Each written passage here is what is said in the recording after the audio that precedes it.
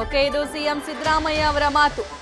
5 ವರ್ಷವೂ ನಾನೇ ಸಿಎಂ ಆಗಿರ್ತೀನಿ ಅಂತ ಹೇಳಿ ಇವತ್ತು ಉದ್ಘಾಟನಾ ಸಮಾರಂಭದಲ್ಲಿ ಮಾತಾಡಿದ್ದಾರೆ. ನಮ್ಮ ಸರ್ಕಾರವನ್ನ ಯಾರು ಏನೂ ಮಾಡೋಕ್ಕಾಗಲ್ಲ ಅನ್ನೋದು ಸಿದ್ದರಾಮಯ್ಯ ಅವರ ಮಾತಾಗಿತ್ತು.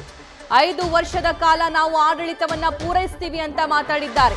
ಮೈಸೂರು ದಸರಾ ಕಾರ್ಯಕ್ರಮದಲ್ಲಿ ಸಿಎಂ ಸಿದ್ದರಾಮಯ್ಯ ಅವರು ದಸರಾ ಕುರಿತಂತೆ ಹೆಚ್ಚು ಮಾತನಾಡದೆ ತಮ್ಮ ಬಗ್ಗೆ, ತಮ್ಮ ಸರ್ಕಾರದ ಬಗ್ಗೆ ಮತ್ತು ಕಾಂಗ್ರೆಸ್ನ ಸಾಧನೆಯ ಬಗ್ಗೆ ಮಾತಾಡಿದ್ದಾರೆ. ತಾಯಿ ಚಾಮುಂಡಿ ಹತ್ರ ನಾನು ಡಿಕೆ ಶಿವಕುಮಾರ್ ಬಂದು ಬೇಡ್ಕೊಂಡು ಹೋಗಿದ್ವಿ. 5 ಗ್ಯಾರಂಟಿಗಳನ್ನ 8 ತಿಂಗಳ ಒಳಗಾಗಿ ನಾವು ಪೂರೈಸಿದ್ದೀವಿ. ತಾಯಿಯ ಆಶೀರ್ವಾದದಿಂದಲೇ ಇದೆಲ್ಲ ಕೆಲಸ ಮಾಡೋಕೆ ಸಾಧ್ಯವಾಗಿದೆ ಅಂತ ಅಂದಿದ್ದಾರೆ. ತಮ್ಮ 40 ವರ್ಷದ ಸುದೀರ್ಘ ರಾಜಕಾರಣದ ಬಗ್ಗೆಯೂ ಕೂಡ ಅಲ್ಲಿ ಪ್ರಸ್ತಾಪ ಮಾಡಿದ್ರು. 1984 ಆಗಸ್ಟ್ ಅಲ್ಲಿ ನಾನು ಮೊದಲ ಬಾರಿಗೆ ಮಂತ್ರಿಯಾದೆ. 40 ವರ್ಷದಿಂದಲೂ ನಾನು ಮಂತ್ರಿಯಾಗಿಯೇ ಇದ್ದೀನಿ ಅಂದಿದ್ದಾರೆ.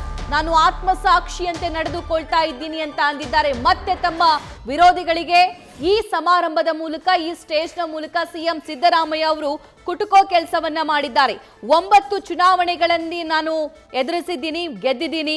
ವರ್ಣಾ ಕ್ಷೇತ್ರದಿಂದ 3 ಸಲ, ಬಾದಾಮಿಯಿಂದ 1 ಸಲ, ಚಾಮುಂಡೇಶ್ವರಿ ಕ್ಷೇತ್ರದಿಂದ 5 ಬಾರಿ, ಟೋಟಲ್ 9 ಬಾರಿ ನಾನು ವಿಧಾನಸಭಾ ಚುನಾವಣೆಯಲ್ಲಿ ಗೆದ್ದಿದ್ದೀನಿ ಅಂತ ಅಂದಿದ್ದಾರೆ. ಈ ಮೂಲಕ ತಮ್ಮ ರಾಜಕೀಯ ಮತ್ತು ಅನುಭವವನ್ನು ಕೂಡ ಇಲ್ಲಿ ಸಿದ್ದರಾಮಯ್ಯ ಅವರು ಬಿಚ್ಚಿಟ್ಟಿದ್ದಾರೆ. ಇನ್ನು ಚಾಮುಂಡೇಶ್ವರಿ ಕ್ಷೇತ್ರದಿಂದ 1 ಸಲ ಸೋತಿದ್ದೀನಿ. ಅದನ್ನ ಜಿಟಿ ದೇವೇಗೌಡ ಅವರಿಂದ ಸಾಧ್ಯವಾಯಿತು ನನ್ನ ಸೋಲಿಸೋದಕ್ಕೆ.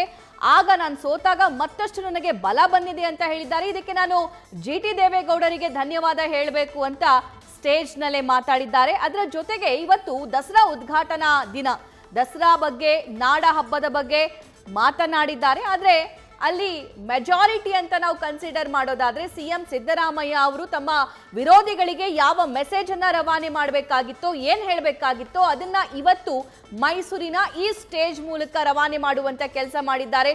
ಸರ್ಕಾರವನ್ನ ಏನೂ ಮಾಡೋದಕ್ಕೆ ಸಾಧ್ಯವಾಗುವುದಿಲ್ಲ. ತಾಯಿ ಚಾಮುಂಡಿ ದೇವಿಯ ಆಶೀರ್ವಾದ ನಮ್ಮ ಮೇಲೆ, ಕಾಂಗ್ರೆಸ್ ಮೇಲೆ, ಸರ್ಕಾರದ ಮೇಲೆ ಇದೆ ಅನ್ನುವಂತಹ ಸಂದೇಶ ಸಾರಿದ್ದಾರೆ. ನ್ಯೂಸ್ ಫಸ್ಟ್, ನಿರ್ಭೀತಿಯಿಂದ ನಿಮ್ಮ ಪರವಾಗಿ.